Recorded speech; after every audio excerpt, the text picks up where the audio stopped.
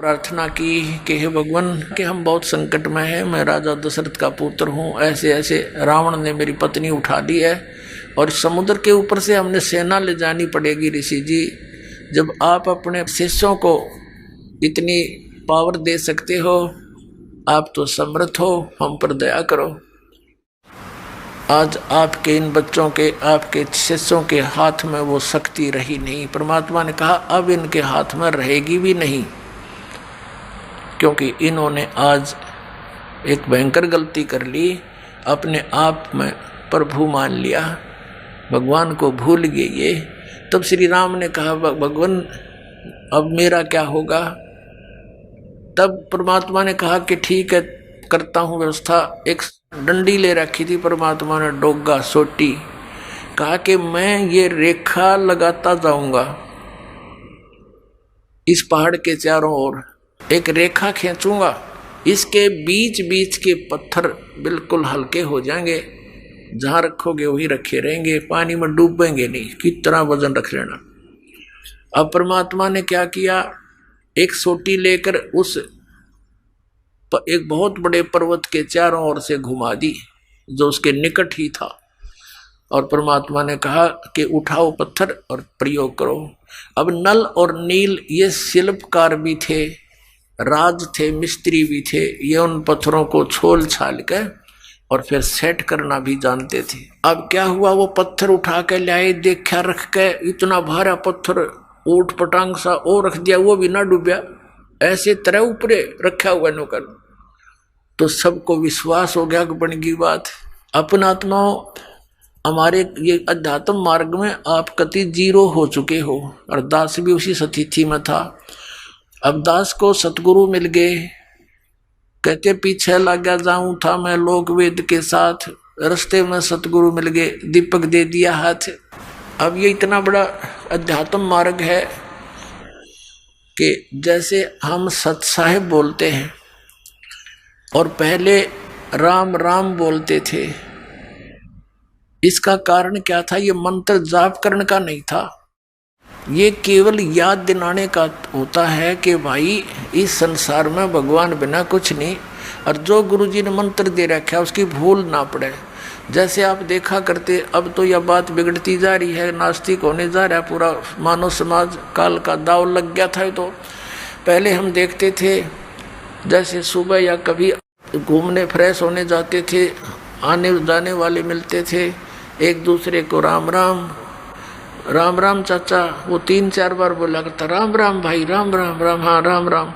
अब ये तो एक औपचारिकता बन गई थी, लेकिन ये स्टार्ट कहाँ से हुई थी, ये ऐसे होता है कि ये मंत्र जो गुरुजी देते हैं, ये अपने मुख से दूसरे को बोलकर सुनाना नहीं होता, नहीं तो फिर उसको सुनाने से आप उसके गुरु बन गए, आपकी भक्ति नाश होनी शुरू हो जाएगी।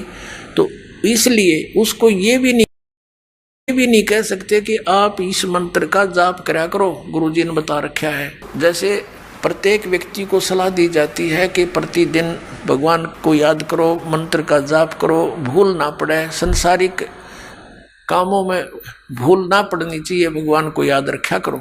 तो एक नियम बना रखा गुरुओं ने कि अभी ये कोड वर्ड है, और रास्ते में जब कोई संसारिक विचारों में ग्रस्त व्यक्ति आ रहा हो और उसको बोल दिया जाए कि राम राम भाई, तो वो समझ जाता था कि ये क्या कहना चाहता है, कि ये न्यू कह है भगवान बजले, गुरुजी ने जो मंत्र दे रखा है उसका जाप कर, ये संसारिक उलझेड़ों में मत पड़ तू, यही भगवान का नाम ही इन संकटों से जो विचार तू कर रहा है इनसे निवारण करेगा। तो वो भूल पड़ी हुई उसके चेतन हो जाता था, और कुछ देर तक वो फिर उस मंत्र को जाप करता हुआ सफर में चलता रहता था। फिर कोई भूल पड़ती थी, आगे दूसरा टकरा जाता, राम राम भाई, हाँ राम राम राम राम। उनका उद्देश्य तो ये होता था कि मंत्र न याद रखियो, भूल ना पड़ जाए इस मंत्र की। तो पहले राम नाम कोई जाप का नहीं था, केवल ओम नाम देते थे ऋषि, दैट्स ऑल। और उसको गुप्त रखना इसलिए अनिवार्य था कि तुम किसी को बताना नहीं तो तुम गुरु बन गए, तुम्हारा फिर काम बिगड़ गया, तुम अधिकारी हो नहीं। दोनों चौड़ चपट और याद दिलाते रहना एक दूसरे को। इस राम शब्द जब ये बोल रहे हैं तो ये समझ लेना, ये कहना चाह रहा है कि भगवान का वो मंत्र गुरु जी का याद कर, जाप करा करो, इस भगवान बिना इस संसार में कुछ नहीं है। तो ऐसे हम सत साहेब बोलते हैं। सत माने अविनाशी, साहेब माने राम। अविनाशी राम के हमारा जो परमात्मा है वो अविनाशी राम है, और उसका मंत्र, उसके पाने का ये जो विधि है, इसको याद रखो, भक्ति कराया करो। सत साहेब जी, सत साहेब। हाँ, मतलब उस समय आपको ये याद हो कि अब भाई भगवान बिना हमारा कोई नहीं है, और सचमुच ये कबीर साहब सच्चे परमात्मा अमर भगवान है, और जो मंत्र उनको दिया है वहां जाने का वो जाप ही सहयोगी है, उसकी भूल ना पड़े, ये होता था। तो ऐसे हनुमान जी क्या करते थे, वो नाम तो और ही जाप करते थे, लेकिन जब वो चलते थे पहाड़ से, क्योंकि वो कई दिन का प्रोजेक्ट था, कौन सा एक दिन में बन गया था वो पुल, तो वो क्या करता था, वहां से अच्छा पहलवान था वो और शक्तिशाली था, सबसे बड़ा पत्थर उठा हुआ था, और उससे पहले उसके ऊपर मोटे अक्षरों में राम लिख देता और लेकर चल पड़े था। दूर तक लाना पड़ा था, 5-7 किलोमीटर तक। तो उसका मतलब ये था कि जो भी पढ़े देखे, अगर राम का अर्थ लिखा है कि भक्ति करते रहना और ये काम भी करते रहो, नाम ना भूलना मंत्र अपना, क्योंकि वजन में बोला था जानी राम राम राम राम भी ना कहा जा, वो लिख दिया उसने ऊपर। और आवश्यकता ये थी एक आदमी अपने से अधिक पत्थर लेकर चलेगा तब ये पुल बनेगा, तो वो लिख कर चल पड़ा था पहलवान। और देखने वाले ने देख लेते, हाँ भी राम मंत्र भी याद करते रहो और ये काम भी करो। जैसे यजुर्वेद अध्याय नंबर 40 के मंत्र नंबर 15 में लिखा है, ओम कर्तु समर किलबे समर कर्तुम समर वायु अनिलम अथ इदम भस्मांतम शरीरम ओम कर्तु समर किलबे समर कर्तुम समर। ओम नाम का जाप ये ब्रह्म का है, और इसका सेवन गुरु देते थे ऋषि जी। इसका सेवन काम करते करते सेवन करो, मनुष्य जीवन का मुख्य उद्देश्य जानकर सेवन करो, और अपने विशेष कसक के साथ सेवन करो। ये जाप तो विधि ऐसी ही थी, लेकिन हठ योग और अज्ञानता के कारण इसको कठिन बना लिया। तपस्या करने लगे, खड़े होकर करने लगे, और मंत्र जाप करने लगे। पर पूर्ण परमात्मा के पाने का जो 3 मंत्र का जाप है, ओम तत्सत तत्सत, ये सांकेतिक है। तो ये भी ऐसे काम करते करते चलते फिरते अपना नाम जाप करना। तो वो तो इसलिए राम लिख के लाया करता कि और भी पढ़ लेंगे, और वो भी भूलना पड़ेगी, किसी का मंत्र करते रहेंगे। तो अब यहाँ हम सुना करते नकली गुरु होते हैं। कभी तो ये कहते थे कि भगवान श्री राम के नाम ते पत्थर तिरगे, हनुमान जी ने राम नाम लिख दिया और पत्थर तिरगे, श्री राम तो तिरे नहीं हुए। कभी हम सुनते थे कि नल नील के पास पावर थी, उनके हाथों में इतनी शक्ति थी, उनके हाथ से पत्थर तिरगे पुल बन गया। अब ये दंत कथा थी, लोक वेद बिना सिर पैर की बातें थी। अब ये एक तत्व ज्ञान से सारी सुचारू होगी, ये सारी कहानी हुई क्यों कर थी। अब परमात्मा कहते हैं, जगत का पेखना पेख्या धनी का नाम ना लेखा। जो करने वाला था उसका कहता नाम भी नहीं, किसा जिक्र भी नहीं, और उसकी एक दूसरे पर सिर पर रख दिए, उससे पत्थर तिरे थे, उसके नाम तो पत्थर तिर गए। तो ये नाम नोमता नू लिखा करता वो भगत हनुमान जी। तो पुण्यात्माओं, ये तत्व ज्ञान है। अब क्या बताते हैं, ये लोक वेद तो इतना प्रबल हो गया कि हमने ये फाइनल मान लिया था कि श्री राम के नाम तय और पत्थर तिर गए समुद्र के ऊपर। और फिर ये भी साथ साथ था कि नल और नील के हाथों में पावर थी, उनके हाथों से कोई वस्तु डूबे नहीं थी। ये पावर कहाँ से आई थी, इसका कोई सिर पैर उनके पास नहीं था। अब नल और नील का सहयोग था, वो शिल्पकार थे, यानी वो राज थे, मिस्त्री थे, और उन्हें जोड़ तोड़ कर उन्हें फिर भी रखा था, सहयोग दिया था। उनके हाथों में पावर नहीं थी, वो पत्थर ही हल्के कर दिए थे उस परम पिता ने, उस भगत के यानी श्री रामचंद्र जी के उस संकट का निवारण करने के लिए। अपने आत्मा पुल भी बन गया, सेना भी चली गई, युद्ध भी हुआ, और कई दिनों तक श्री रामचंद्र जी से वो रावण नहीं मरा। छक्के छूट गए थे श्री रामचंद्र के। आखिर में जब आदमी थक जाता है ना, ये जिनको हम भगवान मानते, ये भी आप जैसे ही हैं, तो ये परम पिता को याद करते हैं, परम शक्ति को। अब उस समय वो शक्ति उनकी मदद करती है जो कभी उस मालिक की शरण में रहे हों और उनके पूर्व जन्म के यानी कोई संचित कर्मों में भी कोई पुण्य ऐसा शेष हो, उसको भी परमात्मा अपनी पावर से क्रेडिट दिला देते हैं और स्वयं ही फिर उस क्रिया को आके करते हैं। अब जब कति छक्के छूट लिए रामचंद्र जी के, वो तीर कहीं मारे मरे नहीं, और विभीषण ने बता दिया इसकी नाभि में अमृत है, वह मारो। रावण भी सूरवीर था, कई दिन तक उसने उसके बाणों को निकट भी नहीं आने दिया नाभि के श्री राम के। तो तब हताश हो गया था, तब परमात्मा गुप्त रूप में प्रकट हुए और फिर आशीर्वाद दिया उस राम का कि कर काम ही लगेगा वहाँ। तब उसका रावण का वध हुआ था। अब पुण्यात्माओं, हम सुना करते थे कि श्री कृष्ण जी ने पर्वत उठा लिया था, गिरिराज यानी गोवर्धन पर्वत को उठा लिया था हाथ पर, उंगली पर ऐसे। पहले तो ये विचार करो, उन्होंने वो पर्वत उठाया किस उद्देश्य से था? उन्होंने इस उद्देश्य से उठाया था कि वहाँ इन देवताओं की पूजा होया करती और इंद्र स्वर्ग का राजा है, भगवान की पूजा छोड़कर इंद्र की पूजा चलती थी। श्री कृष्ण जी ने कहा भाई इंद्र की पूजा छोड़ दो, या तो उस भगवान की पूजा करो। इंद्र की कढ़ाई जो होती थी पूजा, वह बंद कर दी। देवराज इंद्र एक समझ लो स्वर्ग का राजा, और उसके अंतर्गत सिंचाई विभाग भी आता है, यानी वर्षा करना। तो क्या हुआ, जब इंद्र की पूजा बंद होगी देवताओं की, इंद्र ने सोचा इनको सबक सिखाता हूं।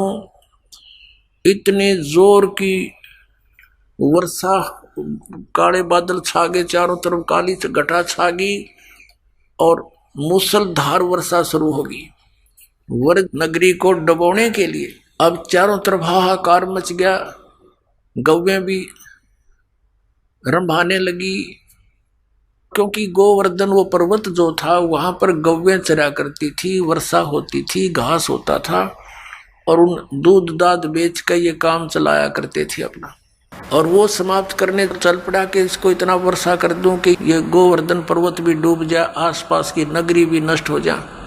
तो भगवान श्री कृष्ण जी ने उंगली पर वो गोवर्धन पर्वत उठा लिया और पूरी ब्रज नगरी के ऊपर से कर दिया। सारा इंद्र बरस लिया, खूब वर्षा कर ली, सारा पानी उस गोवर्धन पर्वत के ऊपर ऐसे सोख हो गया, उसमें ऐसे मिल गया जैसे ब्लोटिंग पेपर शाही ने चूस लिया करे। आखिर में थक गया इंद्र, आके पैर पकड़ दिए कि मुझे क्षमा कर दो। कहने लगे चला जाओ, तेरे को कर दिया क्षमा, और खबरदार आज के बाद तूने अपनी पूजा के लिए व्रजवासियों को कंपेल किया। तो फिर वो गोवर्धन यथास्थान पर रख दिया। अब पुण्यात्माओं, जो गुरु लोग हमें ये शिक्षा देते थे और ये कथा सुनाते थे, श्री कृष्ण जी ने गोवर्धन उठाया और फिर वो इन्हों कहते थे देवी देवताओं की पूजा करो, श्राद्ध निकालो। अरे भले आदमी हो, श्री कृष्ण जी ने तो देवताओं की पूजा छुटवाई थी, तुम दर्द कर रहे हो, उनके विपरीत ज्ञान दे रहे हो, गुण गा रहे हो श्री कृष्ण के, और तुम इसको भगवान बता रहे हो। परमात्मा कहा करते थे कि केवल एक इस लीला से ही तुमने उसको भगवान मान लिया, ये तुम्हारी ना समझी है, बालक बुद्धि है कि ये कंप्लीट गॉड मान लिया तुमने, गोवर्धन उठा लिया था। क्या बताते हैं परमात्मा, गोवर्धन श्री कृष्ण धारो और द्रोणोगिरी हनुमंत, शेष नाग सब सृष्टि उठारा, इनमें कौन भगवंत। यदि तुम एक ही इस लक्षण से, इस चमत्कार से कि श्री कृष्ण जी ने गोवर्धन उठा लिया, हनुमान जी ने तो फिर द्रोणागिरी उठाई, और आप ही लोक वेद सुनाते हो ब्राह्मण लोगों के शेष नाग के सिर पे कहते हैं एक कूर्म है, कूर्म के ऊपर एक शेष नाग है, शेष नाग के सिर पे एक बैल है, और उसके ऊपर फिर सारी पृथ्वी रखी है। कहते तुम मानते हो कि शेष के सिर पे सारी सृष्टि है शेष नाग के, तो ये तुम्हारे पूरे ब्रह्मांड ने उठा रहा, समझ लो पूरी पृथ्वी उठा रहा। तो इनमें भगवान कौन सा है? श्री कृष्ण है या हनुमान जी है या शेष नाग है? तुम्हारा भगवान केवल इसी लक्षण से इसको कंप्लीट गॉड मान रखा, पूर्ण परमात्मा। फिर क्या बताया? कहते हैं समुद्र पाट लंका गयो सीता का भरतारे, अगस्त ऋषि ने ये सातों पी लिए इनमें कौन करता रे। ये इस चीज से ये परिचित थे नहीं गुरु लोग यहाँ के हमारे। वो ये कहा करते श्री रामचंद्र जी ने समुद्र के ऊपर पुल बना दिया। परमात्मा कहते हैं यदि तुम इसी लक्षण से इसको भगवान मान बैठे तो क्या बताते हैं कि समुद्र पाट लंका गयो, यानी समुद्र को आठ के पत्थर उसको ऊपर रख के और लंका चला गया कौन? सीता का भरतार। और अगस्त ऋषि ने सातों पी लिए इनमें कौन करतार? एक अगस्त नाम के ऋषि थे, उन्होंने किसी कारणवश अपनी जिद के ऊपर अहंकारवश समझो वो सातों समुद्रों को एक घूंट में पी लिया था, ऐसे चुल्लू उठाकर ऐसे पी लिया था। सब समुद्र खाली हो गया था, अकेली पृथ्वी रह गई थी। फिर ऋषियों की प्रार्थना से उन्होंने फिर वापस उसको कुरला कर दिया तो भर गए थे। ये आध्यात्मिक शक्ति है, मार्ग है, इसमें आप विज्ञान को ना अड़ाना। विज्ञान तो बालकों का खेल है। ये जहाज बना लिए, इससे मांडी पाए के कंप्यूटर बना लिए हैं, परमाणु बम बना लिए, और 2 साल वर्षा ना करे भगवान, ये धरे धराए रह जा थारी साइंस किधर ढूंढे नहीं पाओ, जर लगे खड़े खड़े इन जहाजों के ऊपर कोई बैठनिया नहीं पाओ। तो परमात्मा कहते हैं फिर इनमें भगवान कौन भाई? अगस्त ऋषि ने तो सातों समुद्र पी लिए थे, तुम एक पत्थर धर के पार हो गया तुम्हारा श्री राम, तुम उसने भगवान मान बैठे।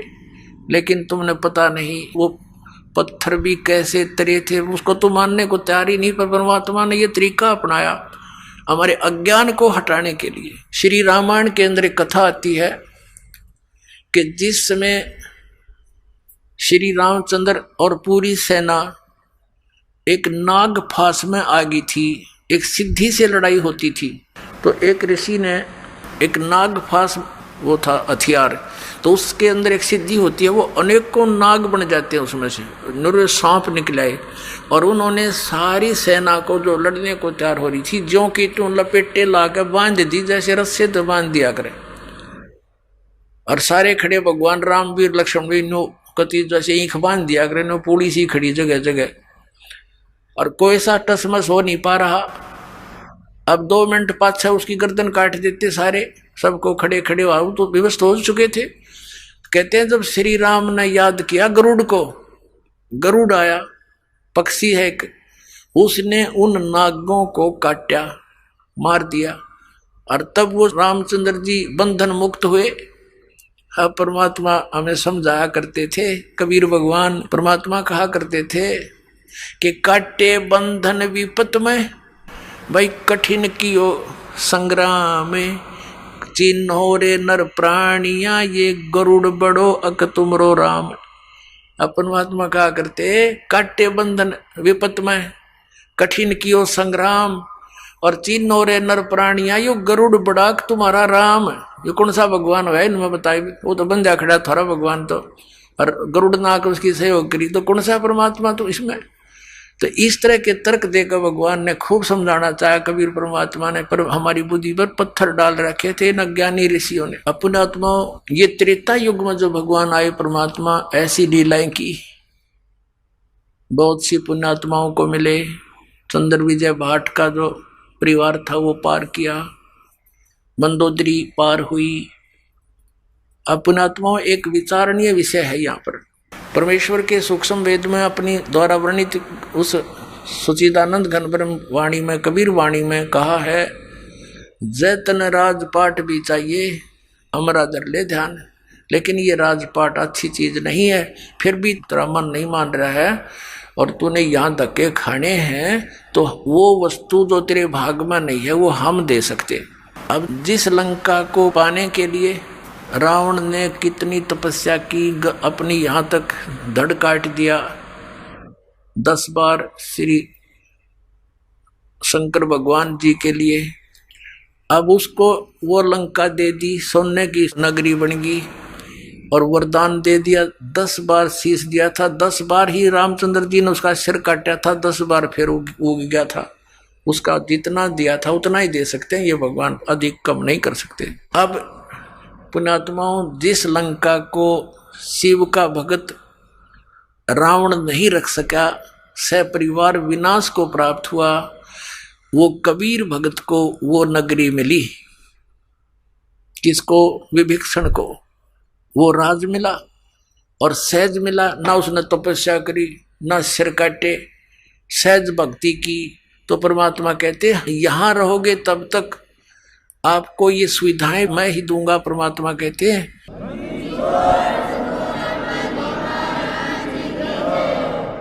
और जिस लंका को रावण रखना चाहता था, जिस भगवान की उसने शरण दे रखी थी, वो समर्थ शक्ति नहीं थे, सपरिवार नाश को प्राप्त हुआ और उस नगरी को नहीं रख सका, उस राज्य को, और वो विभीषण को प्राप्त हुई जो कबीर भगत था।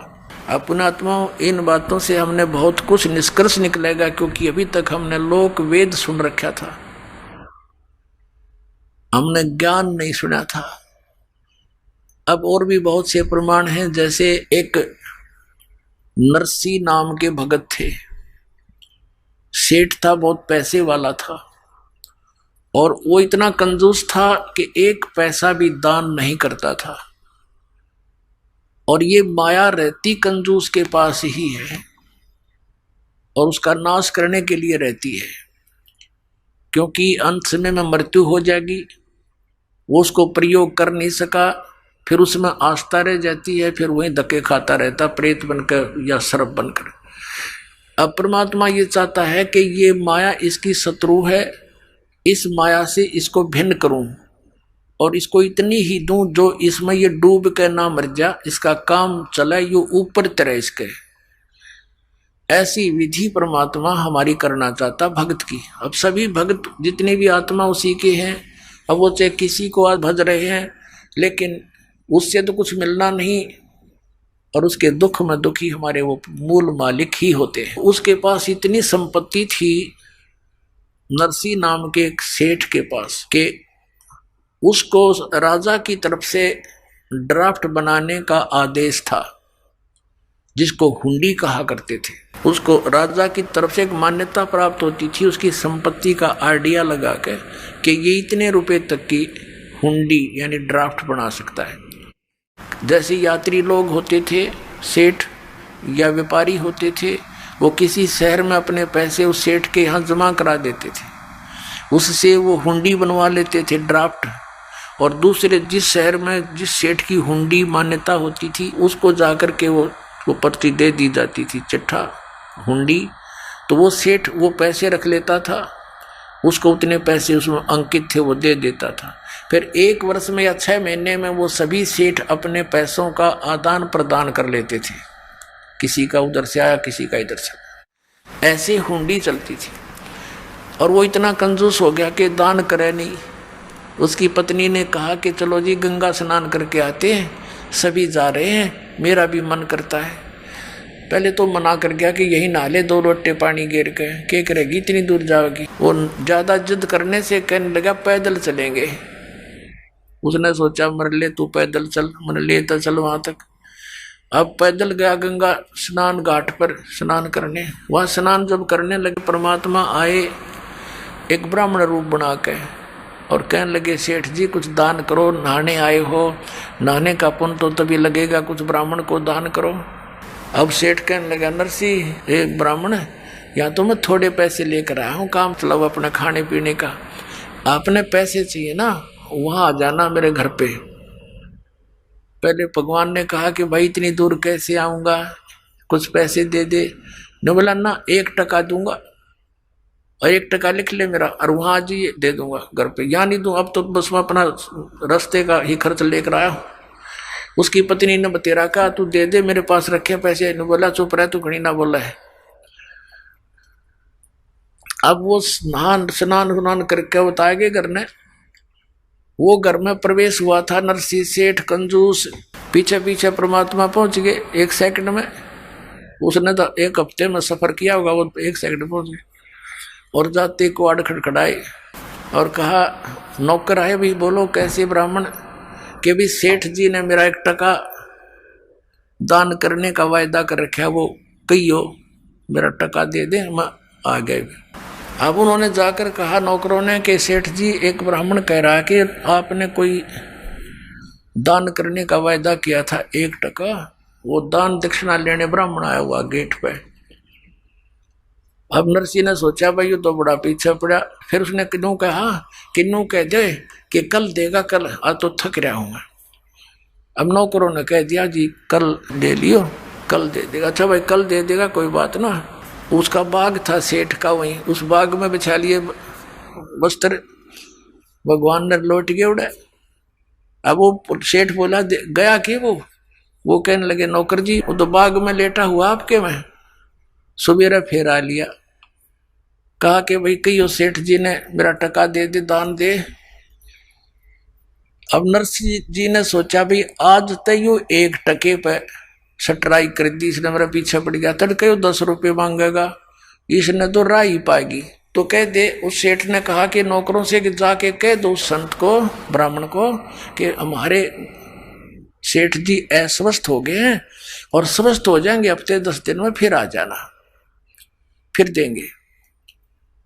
अब उन्होंने आकर आदेश सुना दिया।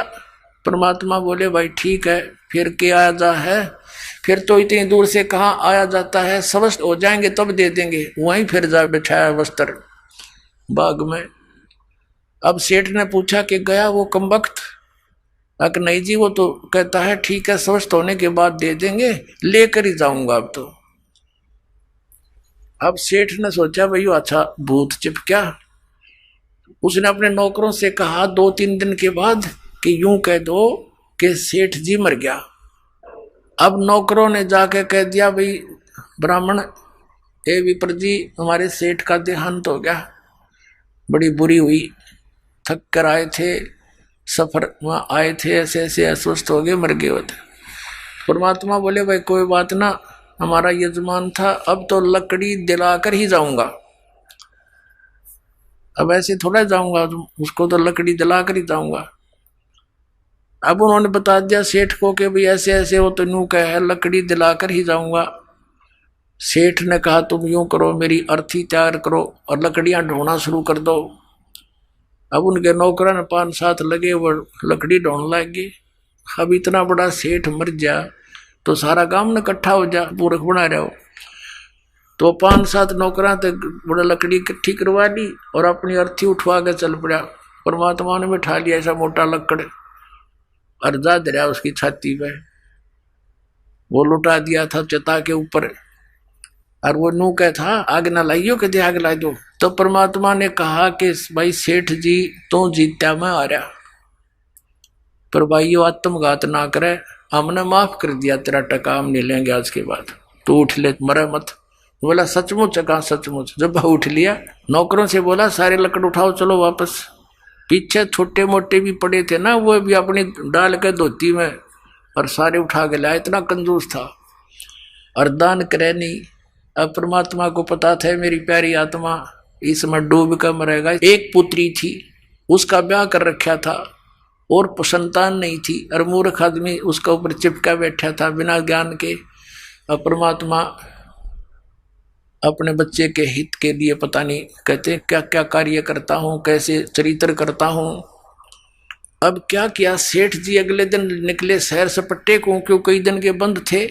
सुबह सुबह फ्रेश होने के लिए दूर तक घूमने चले गए। अब क्या हुआ, जब वो शहर सपट्टे को चला गया, परमात्मा ने उस सेठ का नरसी रूप बनाया और घर पर आ गया। पहले नौकरों से कहा कि भाई वो बहुरूपिया है और आज वो मेरा रूप बना का होगा, और जय यहाँ आ जा। उसने एक पहले तो प्रेम से कहना, और नहीं मानने तो उसका 2 लठ मार दियो। अब न्यू कह के भगवान तो अंदर चले गए उसके घर पे, पीछे सेठ नाना ही था, नौकर खड़े लठले। उन्होंने देखा सचमुच यू आ गया भाई, वो तो बहुरूपिया बहुरूपिया ये आ गया। और वो आवा अपना निश्चिंत हुआ, निर्भय। तो वो कहने लगे रहे हो भगत, उड़े वहीं खड़ा हो जा, अंदर मत आजिए। तो वो कहने लगे क्या बोल रहा तू? वो फलाने तो क्या बोल रहा है, भांग पी ली तने, तो पहचानता नहीं मैंने, अब पहचान लिया हमने, तो वही खड़ा हो जा। आज आदेश हो गए हमारे सेठ के, तने बहुत दुखी कर लिया हमारे सेठ को, कभी तो ब्राह्मण बने का है, कभी उसका रूप बना लिया तने आज, और आज आदेश गलत हो रहे हैं भाई, तेरे लठ मार देंगे, आगे आ गया था। हुड़ा डट गया लाला जी, सोचा क्या गड़बड़ होगी भैया। तो ने पूछा कौन है, क्या कह रहे हो तुम्हें, कि हमारा सेठ अंदर है, अभी आया है, और उसने हमें बता दिया था कि वो आज मेरा रूप धार कर का होगा, ये तू चला जा यहाँ से, अब तेरी इसी में खैर है। अब लाला जी था समझ गया कि बात बढ़ाना ठीक नहीं, और इसने मेरा रूप बना लिया। जाके राजा के यहाँ एप्लीकेशन दे दी कि एक ठग ने मेरा रूप बनाकर मेरी संपत्ति हड़पने की चेष्टा की है, वो मेरे घर बैठा है। अब समय का तगाजा देखकर तुरंत हाजिरी दोनों को कोर्ट में तलब कर लिया अगले ही दिन। अब सेठ जी अपना एक जो रिकॉर्ड था वो पुलिस ने काबू कर लिया, बही वगैरह दोनों इकट्ठे हो गए वहाँ पर कोर्ट में। तो जज ने पूछा कि भी कोई प्रमाण बताओ, ये बही हमारे पास है, इसमें कोई ऐसा लेख बता दो जिससे हम आपको समझ सकें कि आप असली और ये नकली। तो पहले उस असली जिसने एप्लीकेशन डाली थी उससे पूछा भाई तू बता। वो कहने लगा जी मैंने एक मकान बनाया था, उसमें इतनी कड़ी लाए थे, इसमें लिख रखी है, और लड़की का ब्याह करा था, उसमें इतने पैसे बात के आए थे, इतने कन्यादान के, वो भी लिख रखे। अकोर मेरा याद नहीं, इसमें तो और भी बहुत भरा पड़ा है, इसमें काफी और बता।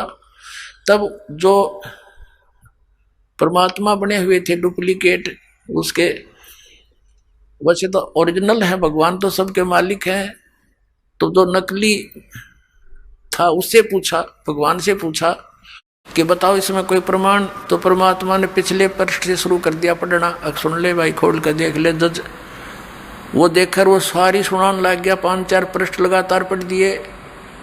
तो कोर्ट ने नकली को तो असली सिद्ध कर दिया और असली को नकली, और कहा भाग जा तू यहाँ से, तो झूठा है। अब लाला जी ने वही समस्या, भाई अब क्या करूं, देख के बड़ी कुंड से जन्म का दुश्मन था मेरा यूं, और इसने मेरी सारी ये संपत्ति छीन ली, बैठ गया जंगल में माथे बादर के। और क्योंकि जब आदमी ऐसी समस्या में वो भगवान ने याद करे, वो भगवान वही पहुंच गया लाला जी के रूप में, और कहने लगा भाई सेठ जी बोल, यह संपत्ति तेरी थी कि मेरी, ठग थी तो मेरी, पर तने नाश कर दिया, तो दुश्मन कौन से जन्म का था। ने बोला मैं तेरा दुश्मन नहीं, मैं मित्र हूं तेरा, नकमे या पहले भी मेरी थी और आज भी मेरी है, तो अनजानपणे में अपनी मान रहा था। अगर ईब तेरी मृत्यु हो जाती 1 दिन पहले 2 दिन पहले, तो कहाँ थी तेरी है नालायक कहीं का। और तूने जो यह संपत्ति जोड़ी, इतना पाप इकट्ठे कर लिए, ये सिर पर धर के ले जाएगा, और इसने कौन बरतेगा, तेरी माया ने। ये तेरे भाईचारा बैठा है, बाट देखा कदियो मरा, इसने बांटा हम जारी नारी, तन्ने के मिलेगा बुद्धू, भक्ति करी नहीं सारी उम्र में, यू कोड इकट्ठा कर लिया। और फिर परमात्मा के वचन में तो शक्ति भी होती है, एकदम आँख खुल गई, अनुबला कति नहीं तू कर ले, क्या करेगा तू, इस नरक में थोड़ा डालूंगा अपने बच्चे को, आग में कौन गिरे। तो पैर पकड़ लिए, परमात्मा बोले तने वापस दे सकता हूँ एक शर्त पे, यदि तू इसने सारी न धर्म पुण्य में ला दे, तेरे पाप कम हो जाएंगे। कहने लगा जी आप दया कर दो, एक बार मैंने एक बार अलाउड कर दो, इसने सारी न फूक दूंगा मैं। बोला फूकी है ना, दान करना। अब उसको अलाउड कर दी, जाते तू आ गया। उससे दिन से भंडारे शुरू कर दिए, जैसे भी दान धर्म उसने करके कत्ती फारग हो गया, और अपनी पत्नी ने लेकर झूपड़ी गाल कर गांव से बाहर रहने लग गया। अब पहले तो सारा संसार उसका आदर करे था, क्योंकि माया की पूजा होती है, और फिर उसने लागे कहीं तो ढेड है, इसने नाश कर दिया, रिश्तेदार भी मुंह मोड़ गए हैं, नाश कर दिया। एक बाबा के बकाई में आ गया है, बामण की बात में आके इसने सारा नाश कर लिया, सबके में लुटा दिया। अब क्या हुआ कि 4 संत थे भक्त, उन्हें जाना था द्वारका में, और पहले उनकी हुंडी चलती थी, नरसी की ड्राफ्ट बनाता था, गांव में गया, उन्होंने पूछा भाई नरसी भगत के हमने जाना नरसी सेठ कैसे, और ये हुंडी बनवानी है 500 रुपए की। तो गांव में हर तरह के व्यक्ति होते हैं, कुछ एक ने उनको मिसगाइड कर दिया कि सेठ जी ने आजकल वैराग ले लिया है और एक जंगल में झोपड़ी डालकर रहते हैं और वहीं से सारा कारोबार करते हैं, वहां जाओ वहां से बनवा लो। अब उन्हें एक और सतर्क कर दिया था कि भाई ये वो नखरे कर गणे, कई बार कहोगे जब बनाओगा, अब वो हुंडी थारी जल्दी सी बनाएगा नहीं, उसने घना धन है उसके पास है और वो नखरे बहुत करता है। अब वो साधु संत चले गए और कहा नरसी कौन है, कहा जाओ भाई ये दास है नरसी के, ले सेठ जी हमारी 500 रुपये रख दिए चांदी के और हमारी हुंडी बना दे, ड्राफ्ट बना दे। नरसी जी ने कहा महात्माओं अब मेरे पास वो पावर नहीं रही, सरकार ने छीन ली है, मेरे पास पैसा नहीं है और आप कहीं और से बनवा लो। तो वो चारों कहने लगे रे कमाल की बात है, ढूंढते ढूंढते यहाँ आए हैं और तू वो नखरे करता है, गांव वाले ठीक ही करे थे, तू वो पहले वाला नरसी नहीं रहा। अब सेठ जी ने सोचा साधु संत को देते न श्राप दे दें, इनके वचन में शक्ति होती है, डर गया हो कहने लगा। और फिर ये सोच लिया गांव वाला ने मजाक कर रखा है, मेरी तो और ज्यादा दुर्गति हो जाएगी। कहने लगा ठीक है महात्माओं रख दो, एक कागज मंगा कर उनसे कि कागज ले आओ एक, और लिख दिया किसके नाम, क्योंकि कृष्ण का पुजारी था सांवरा सेठ, सांवरा यानी काला, कृष्ण का अर्थ ही काला होता है, यानी सांवरिया सेठ। और कहाँ जाओगे तुम, द्वारका, द्वारका के अंदर सांवरिया नाम का एक सेठ है, वो तुमने ये पैसे दे देगा, उसका अपना मार दी मोर, लिख दिया साइन कर दिए आपका दास और नरसी दास। अब वो लेकर कागज पहुंचे वहां द्वारका नगरी में। उधर से क्या किया सेठ ने, उन 500 रुपए की उसी समय खाने का भंडारे का सामान मंगाया और उसका भंडारा कर दिया। उसमें आसपास के राह चलते गांव के सब भोजन कर गए, साधु संत बुला लिए, क्यों वहां जाने में, द्वारका जाने में उन्हें 1 हफ्ता लगना था। इस दौरान उन्होंने भंडारा रख दिया और सब भंडारा कर दिया, सब पैसा लगा दिया सारा, टोटली जो भी 500 का सामान आया था सब वितरित कर दिया। अब वहां उन्होंने पूछा महात्माओं ने, भक्तों ने, संतों ने वहां सेठों से कि भी एक सांवरिया नाम का कोई सेठ है, उससे हमने पैसे लेने हैं, हुंडी अपनी कैश करानी है। वो देखा किसने बना रखी है कि नरसी जी ने। वो हंस रहे हैं वो सारे लाला लोग, अरे ये तो कंगाल हो चुका है, इसका दिवाला निकल गया है, इसने तो भट्ठा बैठा लिया, लूट लिए तुम, 500 रुपये ठग लिए उस ठग ने, उसकी हुंडी नहीं चलती। अब जिसके पास जा वो यही जवाब दे सेठ। तो उसने सोचा भाई आदमी तो ऐसा ना लगा था, ठग तो नहीं दिखा था, वो तो मना करे था, हमने जबरदस्ती बनवाई उसने तय। तो उन्होंने दोष तो नहीं देखा उसमें, पर वहां कोई व्यक्ति मिला नहीं सांवर नाम का सेठ। तो नगर से बाहर जाकर बैठ के भैया के बड़ी भगवान ने, परमात्मा आपको यही मंजूर होगा, फिर ऐसा सोच रहे थे। उधर नरसी जी की दृष्टि खुल गई थी, मालिक की दया थी, इतना दान धर्म करने के बाद तो भगवान हाथों पर रख लेता उस पुण्यात्मा को। उसने देखा साधु संतों को भगवान ने आकर पैसे दिए नहीं, हुंडी उनकी कैश नहीं करी, क्या कारण है, हमारी कोई साधना में कमी रही है क्या? उसने क्या देखा, अपनी पत्नी से पूछा कि जो 500 रुपये का सामान हम लाए थे उसमें से कुछ बचा तो नहीं है? तो उसकी पत्नी ने कहा, नरसी की पत्नी ने कहा कि जो रोटी बना रही थी मैं, और उन रोटियों के बनाने में एक सूखा आटा प्रयोग किया जाता है, वो थोड़ा सा बचा हुआ है, उसको हम हमारे देसी भाषा में पलोथन कहते हैं, पलोथन, कि वो थोड़ा सा आटा बचा हुआ है और तो सब वितरित कर दिया। नरसी ने कहा कि उसकी रोटी बना, उसने आटा गूंद कर रोटी बना दी, जैसे तैसे पानी से हाथों गीले कर करा के। जो ही उसकी 4 रोटी बनी तो वो परमात्मा स्वयं वहां आए एक साधु रूप में, वो परम अक्षर ब्रह्म।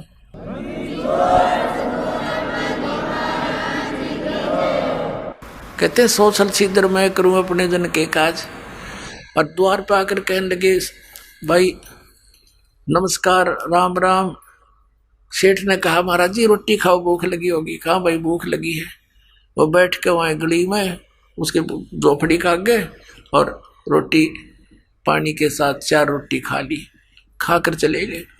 अब कुछ देर के बाद क्या देखा, वो पूर्ण परमात्मा एक सांवरिया नाम का सेठ, मारवाड़ी सेठ जैसा रूप बना के, यानी बड़ा साफा, सिर पे धोती डबल टांगों वाली और हाथ में बही और कान में कलम टांग रहा। वहां पहुंच गया भक्तों के पास, उनसे कहा भाई कैसे बैठे हो महात्माओं। उन्हें देखा के बैठे हैं सेठ जी, हमारे साथ तो ऐसे ऐसे बन गई। और एक नरसी नाम का सेठ था और हमने उससे, वो तो अच्छा आदमी है लेकिन हमारे साथ तो बात बूंदी बन गई। हमने उसको 500 रुपए की हुंडी बनवा ली, वो मना भी करे था और हमने उनको ज़्यादा प्रेस कर दिया। उसने किस कारण से, किस प्रेशर में आके उसने लिखते दी, लेकिन यहाँ कोई सांवर नाम का सेठ नहीं है। लेकिन हमें विश्वास है उस भगत पे कि हमारे पैसे सुरक्षित पाएंगे, वहाँ रखे पाएंगे, जाके ले लेंगे। लेकिन यहाँ तो हमारा काम बिगड़ गया, हमने तो कोई रोटी दे नहीं। सोचा था यहाँ घूमे फिरेंगे, अपना हफ्ते 10 दिन का टूर प्रोग्राम बना के आए थे। हम तो दुखी हो गए भाई, यहाँ कोई सांवरिया नाम का सेठ है नहीं पाया। तो परमात्मा कहते हैं अरे किसने बका दिए तुम भक्तो, मेरे भाई। बोला जी सारे द्वारका वाले मना करें थे, लाला जी अले आजा वहीं चलेंगे। अब जो वो लाला लोग मजाक करें थे भगत का, हंसी करें थे, ठाठा ठाठा करें थे, ठग लिए ठग लिए। चौराहे के ऊपर कहा कि यहाँ बिछाओ तुम्हारी चादर भगतो, और परमात्मा बांध रहे गठड़ी 500 रुपया की, 1-1 रुपया नो कत्ती फरेस जानू आज बन के आया हो। ऐसे पटके नो कह ले गिन लो, 1 2 3 4, यानी और खूब खुड़का करें ऊपर तक, देखो सारे बाणिया बकाल निकल गए द्वारका के कि सांवरिया सेठ कितना आ गया भाई, और 500 रुपये दे दिए। और के कहा कि भाई भक्तों अब जाओ ना तुम नरसी जी के पास, उसको ये कह देना चाहिए एक कितने करोड़ों ढूंढी बेच दे, उसका दास हाजिर पाओगा, और कह दिए उसको हमेशा उसके हाजिर रहेगा दास उसका।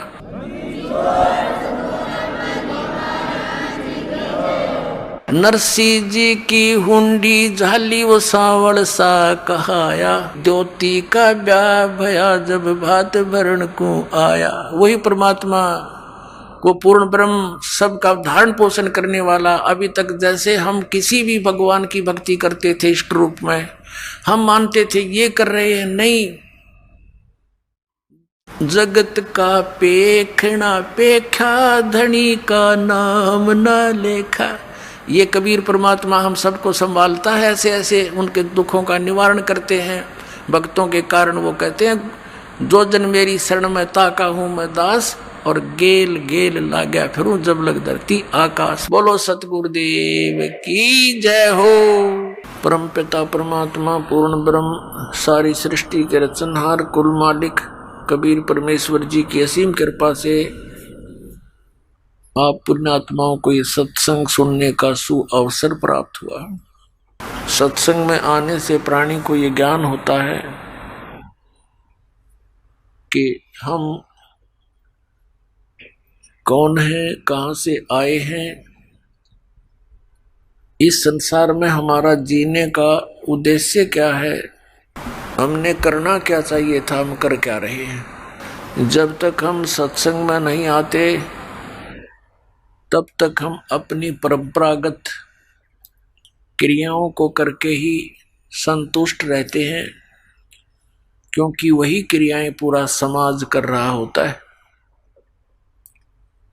जब हम सत्संग में आते हैं, संतों के परमात्मा के विचार सुनते हैं, सदग्रंथों का ज्ञान सुनते हैं, तो पता चलता है कि मानव शरीर हमें किस लिए प्राप्त हुआ था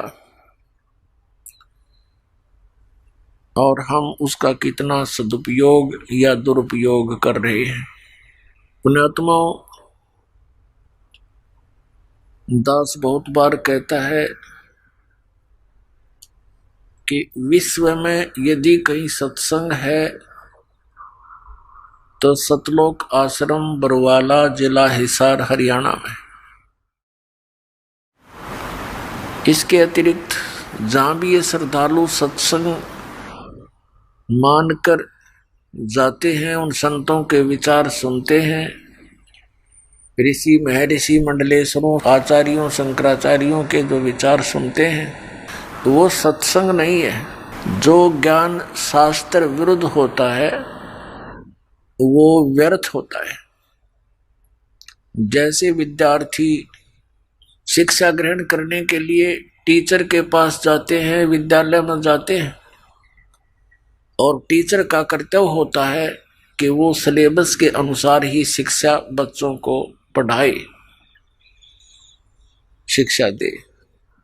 और यदि टीचर आउट ऑफ सिलेबस ज्ञान सुना रहा है तो वो टीचर ठीक नहीं, वो अध्यापक ठीक नहीं। पुण्यात्माओं, हमारे जो सदग्रंथ है ये अध्यात्म मार्ग का सिलेबस है, पाठ्यक्रम है। श्रीमद् भगवत गीता अध्याय नंबर 16 के श्लोक नंबर 23 और 24 में स्पष्ट कर दिया है इस पवित्र शास्त्र ने कि शास्त्र विधि को त्याग कर जो मनमाना आचरण करते हैं, मनमानी पूजाएं करते हैं, जिनका सदग्रंथों में प्रमाण नहीं है, तो उनको न तो कोई सिद्धि प्राप्त होती है, न उनकी गति होती है, और न ही उनको कोई सुख प्राप्त होता, अर्थात व्यर्थ। गीता अध्याय नंबर 16 के श्लोक 24 में तुरंत कहा कि अर्जुन, इससे तेरे लिए कर्तव्य और अकर्तव्य की व्यवस्था में सदग्रंथ ही, शास्त्र ही प्रमाण है। इसके अतिरिक्त किसी के लोक वेद पर विश्वास नहीं करना। जो भक्ति के कर्म करने चाहिए और जो ना करने चाहिए वो सदग्रंथों में ही प्रमाण है। अन्य किसी की बात पर विश्वास मत करना। पुण्यात्माओं, ये तत्व ज्ञान परमेश्वर स्वयं ही आकर प्रदान करते हैं।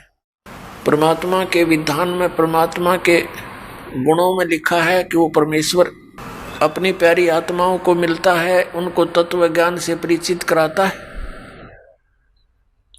और उस परमेश्वर के द्वारा दिए गए ज्ञान के अतिरिक्त जो भी ज्ञान होता है वो कोरा अज्ञान होता है। तो पुण्यात्माओं, इस दास के द्वारा वही सत्संग आपको सुनाया जाता है जो परमेश्वर ने स्वयं आकर के 600 वर्ष पूर्व काशी शहर बनारस में प्रकट होकर के अपनी प्यारी आत्माओं को सुनाया था। अब पुण्यात्माओं, परमात्मा के विषय में जानकारी हम कहाँ से ग्रहण करते हैं और कहाँ से हमें ये ज्ञान दिया जाता रहा। जितने भी हमारे धर्म गुरु थे वो ये कहा करते कि हम वेदों, गीता और पुराणों से आपको ये ज्ञान परमात्मा का सुना रहे हैं। हमें बड़ी खुशी होती थी कि परमात्मा के विषय में जानकारी पवित्र वेदों में, पवित्र श्रीमद् भगवत गीता में, पवित्र पुराणों में विद्यमान है। और हमारे धर्मगुरु ये सही बता रहे होंगे क्योंकि ये संस्कृत पढ़े हैं। परमात्मा 600 वर्ष पहले आए थे, उसमें ये कहा करते थे परमात्मा कि ये गुरु जो हैं ये झूठे हैं, ये तुम्हारे धर्मगुरु तुम्हारे सदग्रंथों से भी परिचित नहीं है। आदरणीय धर्मदास साहिब जी जो परमात्मा के शिष्य हुए, उनको सचखंड दिखाया, सतलोक लेकर गए। उससे पहले धर्मदास साहिब जी श्री कृष्ण, श्री विष्णु, श्री शंकर भगवान के उपासक थे, और वो ये सुना करते थे उन धर्म गुरुओं से कि हम जो ज्ञान बता रहे हैं कि श्री विष्णु जी, श्री शंकर भगवान ये पूर्ण परमात्मा है, ये अजर अमर है, इनकी जन्म मृत्यु नहीं होती। तो हम ये सोचा करते थे कि ये सही बोल रहे होंगे।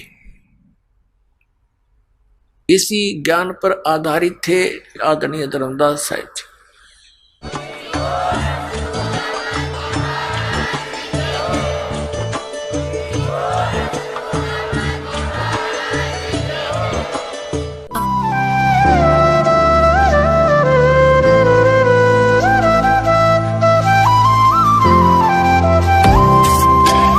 सत सोही।